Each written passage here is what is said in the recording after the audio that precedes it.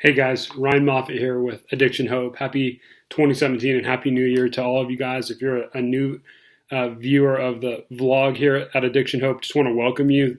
Glad you're checking this out. Thanks for coming online and seeing this resource. Today I want to talk about you thinking and wondering and praying about getting professional help in 2017, getting a counselor, getting a therapist working with you in your addiction recovery process. And I want to start by telling you, as a pastor, I love it doing weddings. It's so fun. I work with these couples. They come in. They're usually a young couple coming in, and they sit down in my house. And my wife, Michelle, and I sit down with them, and we say, man, we're so excited for you guys getting married. It's so great. And tell us about how you met. And they tell us a really cool, mushy story. And usually, the guy does something really cool for the girl, and the girl responds, and they're all crying. And it's great. And I suddenly switch the mood and I say, man, that sounds so cool about how you guys are excited to get married. Tell me about how you're not just preparing for an event, the wedding. I want to know about how you're preparing relationally for a marriage. And suddenly it gets quiet. And then I say, man, the average wedding costs between $10,000 and $15,000, hundreds of hours of preparation for a one-day event.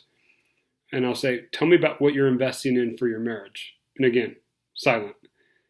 And the purpose and the point I want to make with such a question is it's crazy to think about spending time and energy and money into one-day event and to fail to think about investing in yourself and in your marriage for the long haul. And I think it applies to with professional help, professional counseling. I want to give you 3 excuses I hear all the time about professional counseling, and I want to give you 3 rebuttals to those. Because maybe you've said these before. Maybe it's been the thing that's held you up from going and getting that help. So the first one I hear all the time is, man, I am not going to get professional help. It's a crutch for weak people. And I want to tell you guys today, listen, that is not even close to far enough. It's not a crutch for weak people, because that makes it sound like you can still limp. You can't even limp. It's a lifeboat for drowning people.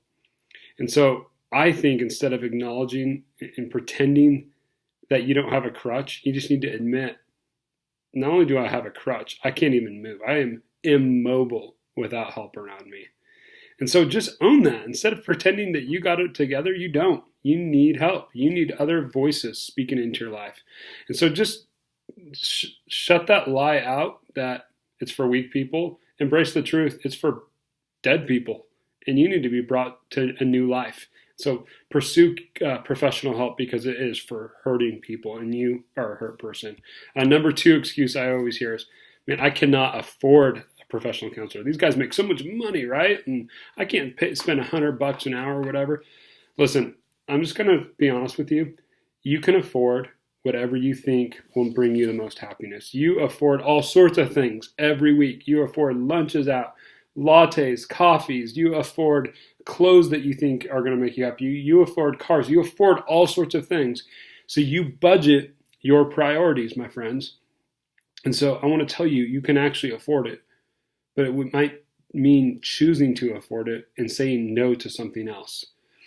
I was thinking the other day, if someone told me, man, I cannot afford to pay my water bill, it's only a matter of, a day or two before they not have any water. They say, I better reallocate some funds because I want to afford water. I enjoy drinking water. I enjoy showering. It's nice having a dishwasher. Well, where does that money come from? It comes from saying yes to water and no to something else. The third thing I hear all the time about why people avoid professional help, they say things like this. Well, professional counselors are for the really, really messed up people. And listen, let's just blow that up right now. Professional counseling is for not just really messed up people, it's for every kind of people, because we all come from dysfunctional families. We all come from systems that are broken. We come from places in our own hearts that are broken. We're all really messed up. And so instead of having a perception of people in professional counseling, let's just own the perception that it's all of us, and we all have steps that we need to take this year. I have steps I need to take this year. And by God's grace in 2017, I will take some of those steps. And so, friends, I want to tell you, your best moments are when you admit your weakness in 2017. Find a counselor, find a ministry, find a program, get with it, stick with it, because that will be your catalyst for your freedom and for your joy. Happy New Year. Have a great 2017. See ya.